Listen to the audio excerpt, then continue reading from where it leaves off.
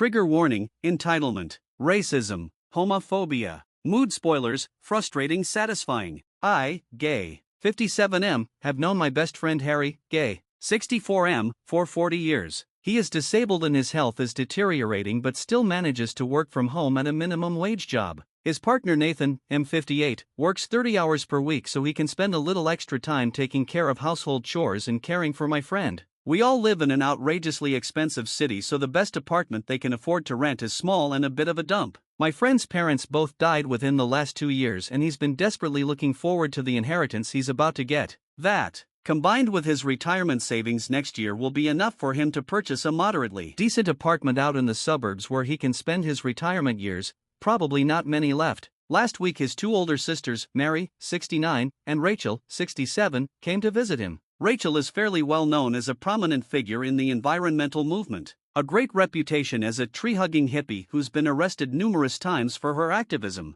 A very peace, love, hugs and rainbows kind of woman. Anyway, when they turned up he thought it would be with notice of his imminent inheritance money. Well, it was, but not in the way he expected. They jointly told him that they had decided that all the family money would go to Rachel and her 3 children. He wasn't sure if they were joking but still gave them a WTAF, apparently because it was family money and as neither he nor Mary had children then. To ensure the money stayed in the family, it should just be passed on to the next generation. He was absolutely shocked and said it wasn't family money, it was his money, and that he did have family. His partner of 20 years, Nathan, *T, got even worse when they said yeah, but he's Asian. And when you die he'll just go back to Asia and spend the money on his family. Remember, this is our family money. My best friend then rather sharply pointed out the concepts of racism, homophobia and the law. They got *TTY because he wasn't being reasonable and respectful, but he bluntly said he would sue their asses if they failed to give him even 1 cent short of his third of the money. At that point they parted on rather bad terms. So this is where I come into it.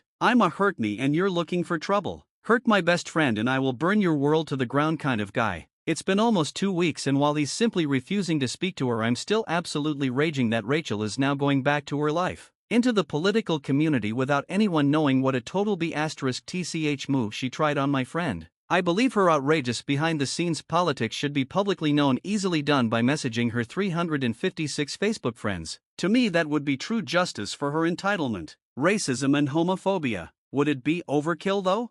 Edit: there is an LGBTQ law firm that I have already approached about doing pro bono work for him.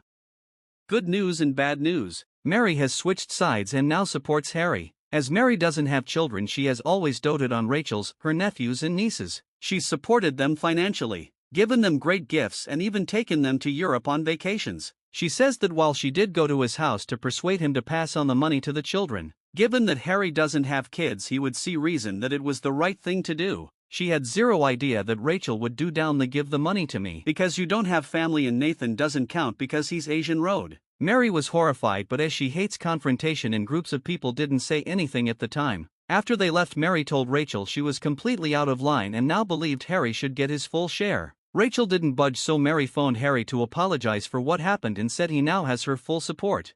As Rachel realizes she can't just demand the money, she's now going to take the legal road instead. She's going to put a claim against his share of the will because he didn't give her any support during the final 4 years while she was the primary carer. Her life, her government carer's allowance, both her parents' retirement pensions, full access to their bank account which she drained of tens of thousands of dollars, financial support from her sister and wealthy son, physical support from the rest of the family when she needed it, and taking well-earned short vacations whenever she needed a break. Him, hooked up to dialysis 8 hours per day. Organ transplant with 3 months recovery, working at his laptop sitting in his hospital bed because he couldn't afford to take time off. Told by specialists never to be more than a 30-minute ambulance ride from a specific hospital, meaning he can never leave the city, even for a day, for the rest of his life. Not a lot of wiggle room for providing financial or physical support in a small town 500 miles away in a different state.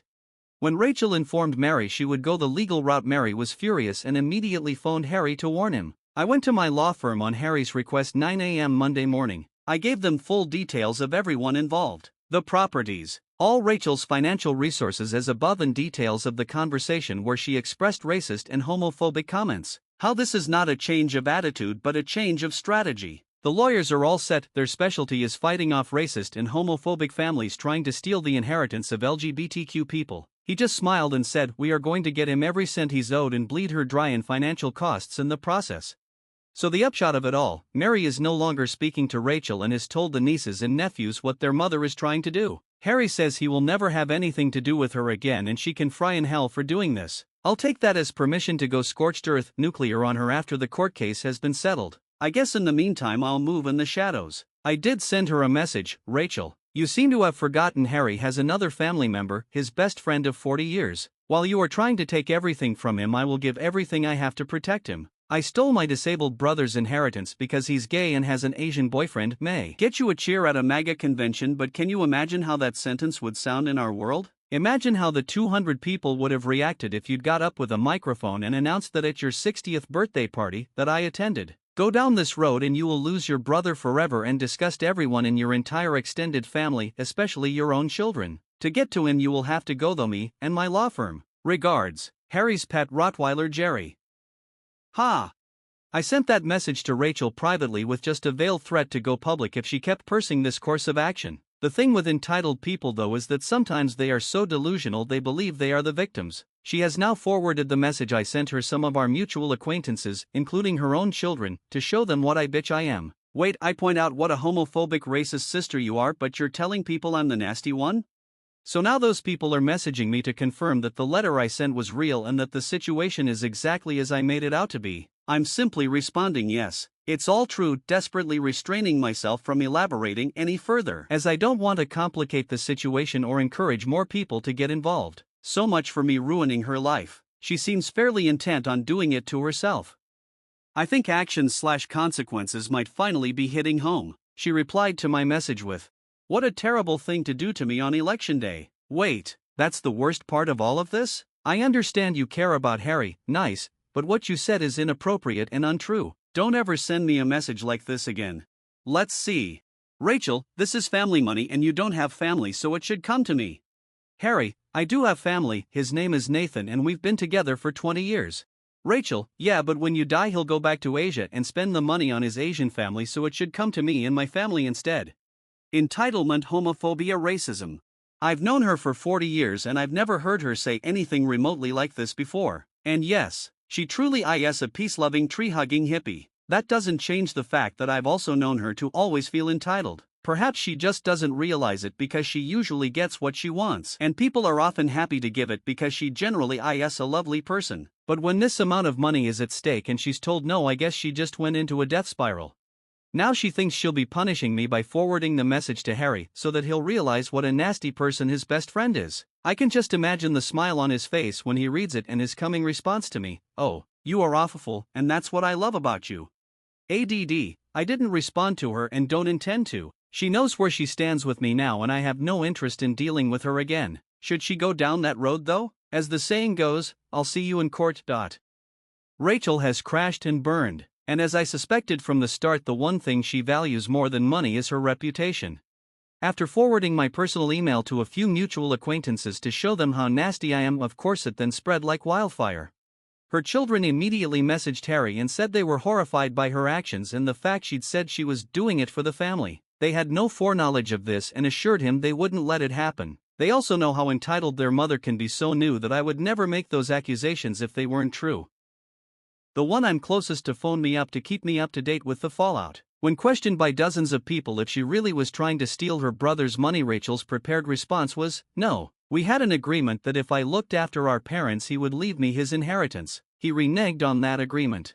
Then there was a follow-up question, "But if he really is disabled and about to become homeless, then why wouldn't you just let him have it anyway?" Realizing she was backed into a corner, there was only one way out. Of course I'm going to give it to him. That was all just a misunderstanding. And finally, who is this Jerry and why is he accusing you of being racist and homophobic? She replied, "Yes, he's a friend of Harry's, but he's nasty and a bit mentally unstable. He just concocted all this as part of his vendetta against me." So all done. She publicly renounced her claim to Harry's money, and although she's refuted the accusations of being racist and homophobic, I have no doubt they are going to haunt her to the grave. And if a random bunch of people I'll never meet now believe that some random guy on Facebook is nasty and mentally unstable, then so be it, I'll wear it with pride.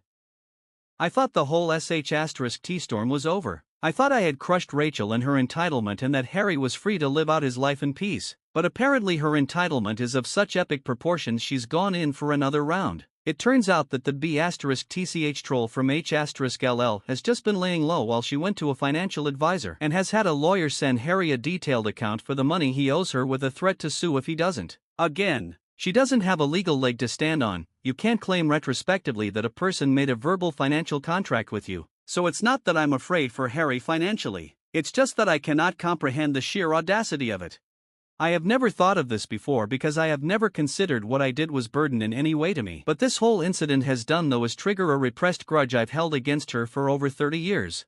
Harry and I were roommates back in the 90s. One day she turned up at our door with her oldest child, M16. She had great news. She, or more probably Mary, secured him a scholarship in a private school that specialized in computer science. Fantastic! And how fortunate it was that the school just happened to be in the same city that Harry and I lived in. And how that as gay men we would now get to experience the great joy of raising a child. And then she swanned off on her merry way with her younger children to travel the country/world. I was only 24 years old, working night shifts as a nurse and now caring for a teenager during his 2 senior years of high school as well. But I loved it. He was an amazing teen. I've been using that word since I watched Agatha. He was very grown up for his age, very responsible, low maintenance, just like having a new younger roommate, except that I was paying all the bills. Well, sharing half with Harry, not my kid, not my nephew, but the son of my best friend's sister. But I did it without a thought and even low-key knew I was doing him a favor by giving him a better chance at the future than his mother could have.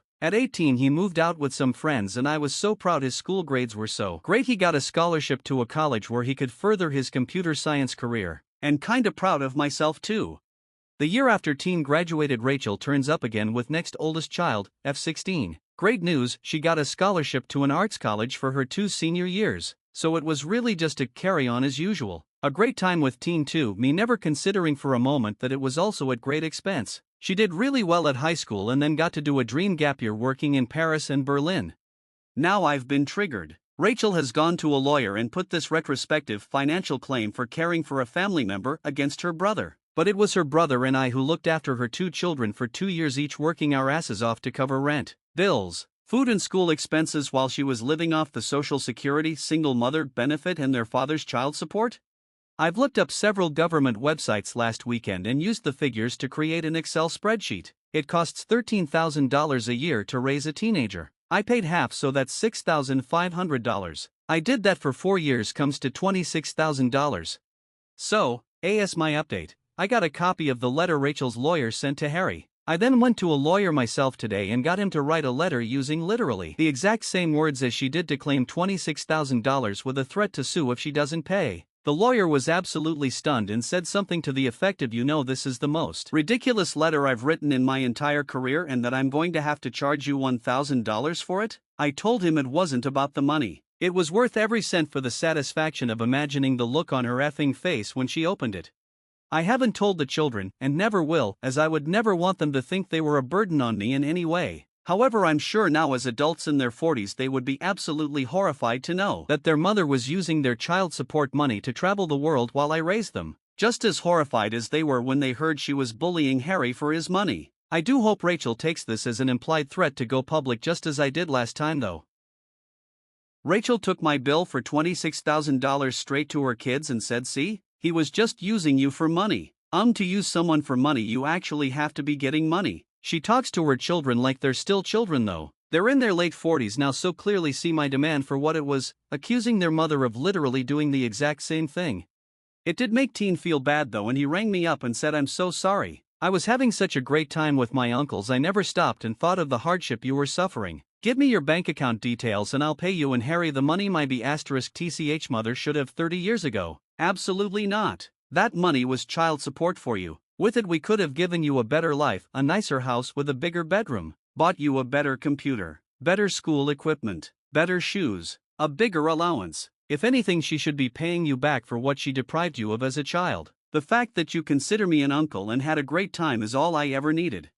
Rachel sent Harry a copy of the bill too, before I could give him a copy to send her first. Harry then felt guilty for and apologized profusely for imposing his family on me.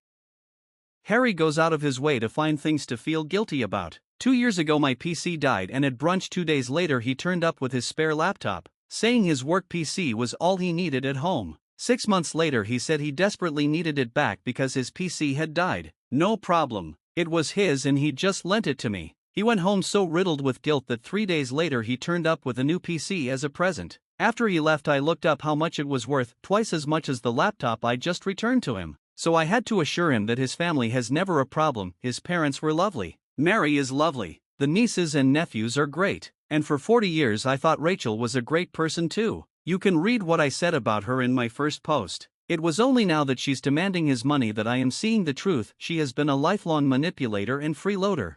He couldn't see it though, and it became obvious just after just a couple of sentences that he was going to defend her against everything I was going to accuse her of. Yeah but, after that I fairly quickly dropped it because I didn't want to stress him out. How do I approach the subject again though? That his best friend for the first 25 years of his life is toxic and still manipulating his family for money. That her turning up demanding his money shouldn't have been a surprise once off *CK move. She just automatically expected him to hand it over because it's how she's lived her whole life? I had brunch with Harry, telling him in advance, we really need to talk about your sister. While still furious at her for demanding his inheritance, he just hasn't been able to come to terms with the fact she's a toxic human being who should be written off forever. I decided to approach it from a let's compare angle. My sister is a monster. Probably one of the reasons Rachel has triggered me so badly. The difference is that mine is very open and aggressive with her intent to destroy her own life and drag everyone else down with her. So, you hate my sister, right? Your sister is an absolute $% carat ** pound cent * bitch. Right. Here is a list of everything you hate about my sister. Everything she's done to me, my mother and her daughter. I handed him a long point list of all the things my sister has done, and alongside each act which of them constituted criminal behavior. At the end I put, consequences of her actions, and listed the number of times she's been to court, the fine she's paid and the amount of time she's spent in detention, with my mother and I caring for her daughter. By the end of the list he was bright red and raging just being reminded of it all. Then I said, and here's a 2-page list of everything that your sister has done to you and your family. It started with her at the age of 17 stealing her mother's car, getting drunk, sideswiping a parked car before passing out behind the wheel and driving into a ditch, then waking up and running away to hide out at a friend's house while she was pregnant. When the police found the car the next morning, they discovered drugs in the glove department. You told me this is a story about funny things Rachel got up to when she was young. But this isn't funny. Your parents must have gone through hell because of this. Getting her into hospital, getting a lawyer trying to keep her out of jail, paying the fines, paying for all the damage. Not funny. Then below that the list was very extensive. I paid a lot of time with the points under child neglect, listing all the abandonment, abuse by neglect, social security fraud, theft of money from the fathers and exploitation of the guardians. I listed the time where she decided it would be great for the kids to spend a year in an alternative lifestyle commune, living in a shack way up in the mountains with no electricity or running water. Again, what was she spending all the money on? Alongside each I listed the crimes she could have been charged with for every action. The final heading was consequences of her actions, nil. Because you, your family and all her friends enabled her. She manipulated you into writing it off to her just being a bit kooky. You were all compliant, constantly compensating for her, cleaning up the damage she left in her wake. And in terms of her criminal actions, to an extent you could even be considered co-conspirators. So reading these lists, whose sister is worse, mine or yours? He was pale and utterly speechless. And now Mary has just handed over her inheritance, and with unbelievable audacity she showed up at your door twice now trying to bully you out of yours. I finished with, I think the reason you finally and furiously flipped on Rachel is not just because of the inheritance. It's because deep down you've been absolutely raging about having to put up with all this shit for the past 50 years. When he finally got his voice back, he started again with, I am so sorry I inflicted her on you. No, not at all. She's just such an absolute genius at manipulation that for the past 40 years I completely bought into it too. Let's burn her world to the ground together, are you in? Yeah, he is.